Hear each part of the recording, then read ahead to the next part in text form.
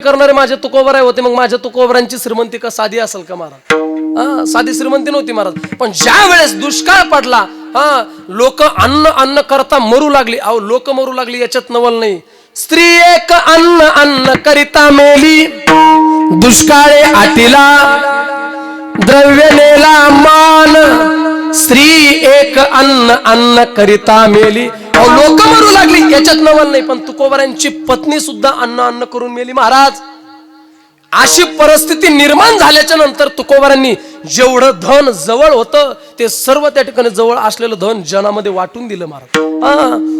तुकोबरांनी अगदी कुठल्याही प्रकारचा विचार केला नाही. तुकोबरा विचार करायला लागले, अरे एवढी दयनीय परिस्थिती निर्माण झाली, मग आपल्या जवळचं धन आपल्या कोणत्या उपयोगाचं? हे धन आपल्या जवळ ठेवण्यापेक्षा जनामध्ये वाटून दिलेलं पुरतं. म्हणून जवळचं असलेलं धन महाराज लोकांमध्ये वाटून दिलं. बरं, धन वाटून दिलं याच्यात काहीच नवल नाही. महाराज मला असं वाटतं की तुकोबरांची जी जहागिरी होती, मला असं वाटतं की तुकोबरांचे जे महाराज बागायतदार होते, तुकोबरा जमीनदार होते महाराज, ज्या जमिनी होत्या तुकोबरांच्या त्या जमिनी सुद्धा लोकांमध्ये वाटून दिल्या.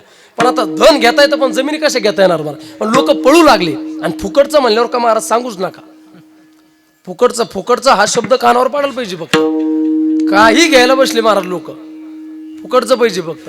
अहो धन वाटलं याच्यात काहीच नवल नाही. पण ज्यावेळेस जमिनी वाटायला लागले तुकोबरा आहे, प्रत्येक जण पळू लागला. एक जण म्हणायला लागला हा 25 एकरचा नंबर आपला आहे. तेवढ्यात एकीकडे आमचे लक्ष्मण महाराज पळू लागले, ते म्हणते 25 एकरचा पट्टा आपला आहे. तेवढ्यात आमचे देवदास बापू सध्या गेलेले केदारनाथला.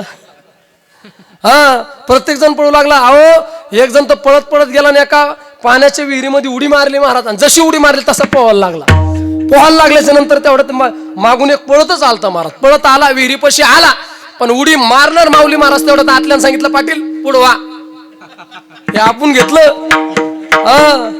कठीण आहे महाराज. लोक फुकटचं म्हणल्यावर विचारूच नका, काही घ्यायला बसलेले लोक.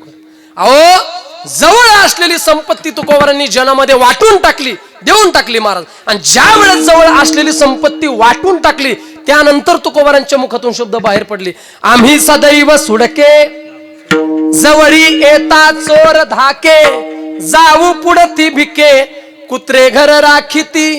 अहो ज्या वेळेस जवळ असलेली संपदा लोकांमध्ये वाटून दिली त्यावेळेस मुखातून शब्द बाहेर पडले. आणि तुकोबरांच्या परिस्थितीचा देवानं आढावा घेतला की सध्या तरी तुकोबराला धनाची अपेक्षा आहे, संपदेची. मला असं वाटतं की संपदेची गरज आहे, म्हणून ह्या गोष्टी यांच्या जीवनामध्ये प्राप्त झाल्या पाहिजे. देव बोलू लागले, अहो तुकोबर आहे, प्रत्येक जीव त्या ठिकाणी माझ्याकडे धन त्या ठिकाणी मागतो, मुक्ती मागतो, संपदा मागतो. अहो ह्या गोष्टी खूप दुर्लभ आहे. मी तुम्हाला धन देण्यासाठी तयार आहे, संपदा सुद्धा त्या ठिकाणी देण्यासाठी तयार आहे. नव्हे अहो दुर्लभ असणारी मुक्ती सुद्धा मी तुम्हाला देण्याकरता तयार आहे. किती दुर्लभ आहे महाराज. अहो नखांच्या चुमडी झाल्यात, लांब अशा जटा वाढलेल्या महाराज, अंगावर मासाचा कण राहिलेला नाही. एवढी घोर तपश्चर्या, एवढी घोर साधना ज्या योग्यांनी केली, ज्या मुनींनी केली, ज्या साधूंनी केली, अशा योग्यांच्या तो परमात्मा ध्यानामानात सुद्धा नाही महाराज. फक्त मुक्ती प्रदान करण्यासाठी, त्या भगवंताला प्राप्त करून घेण्यासाठी. पण तुकोबराय वर्णन करतात, माऊली ज्ञानोबराय वर्णन करतात. ऐका महाराज. योगिया दुर्लभ तो म्या देखिला साजनी, पाहता मना नपुरे धनी. योगियांच्या ध्यानी ध्यातांना तुळसी, तो तू आम्हा पाशी मागे पुढे. अहो एवढा दुर्लभ असणारा परमात्मा